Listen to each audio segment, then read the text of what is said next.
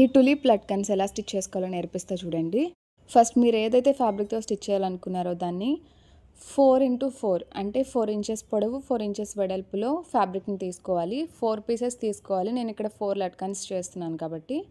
ఇలాంటి interesting videos కోసం నా ఛానల్ అయితే సబ్స్క్రైబ్ చేసుకోండి. లైక్ చేయడం అయితే మర్చిపోకండి, ఎందుకంటే మీరు ఎంతమంది లైక్ చేస్తున్నారో దాన్ని బట్టి నేను వీడియోస్ పోస్ట్ చేస్తూ ఉంటా.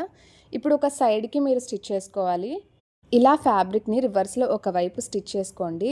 ఇప్పుడు దీన్ని మళ్ళీ నేను ఫుల్ రివర్స్ తీసేసాను కదా. ఇప్పుడు నేను దీన్ని మళ్ళీ హాఫ్ వరకు లోపలికి తోస్తున్నా, హాఫ్ వరకు లోపలికి ఫోల్డ్ చేస్తున్నా. ఇప్పుడు చూడండి, ఒకవైపు ఫోల్డింగ్ ఉన్నది వస్తుంది, ఒకవైపు ఇలా చూసారా మీకు ఫ్యాబ్రిక్ ఎలా కనిపిస్తుందో, రా ఎడ్జెస్ కనిపిస్తున్నాయి కదా. రా ఎడ్జెస్ దగ్గర మీరు బాగా అబ్జర్వ్ చేయండి.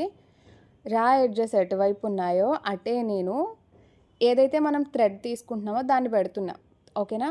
రా ఎడ్జెస్ వైపే పెడుతున్నా. ఇప్పుడు దీన్ని అంతటిని దగ్గరికి పట్టుకొని స్టిచ్ చేయండి. విత్ థ్రెడ్తో పాటు దగ్గరికి పట్టుకుని స్టిచ్ చేసేసేయండి.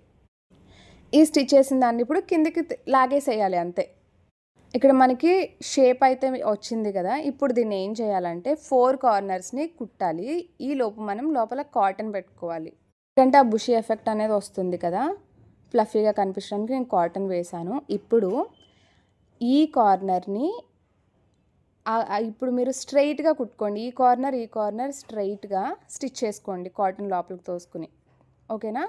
ఈ సైడ్స్ అయిపోయింది కాబట్టి నెక్స్ట్ ఆ 2 కార్నర్స్ అటు ఇటు ఎదురుగా స్ట్రైట్గా కుట్టుకోవాలి. రెండు వైపులా అలా కుట్టుకున్న తర్వాత థ్రెడ్ తీసేసేయండి. టులిప్ అయితే రెడీ అయిపోతుంది. మీరు జాగ్రత్తగా అబ్జర్వ్ చేయండి. 1-2 సార్లు వీడియో అయితే చూడండి, అప్పుడు మీకు పూర్తిగా అర్థమవుతుంది. ఫైనల్గా టులిప్స్ అయితే రెడీ అయిపోయాయి. Thank you for watching.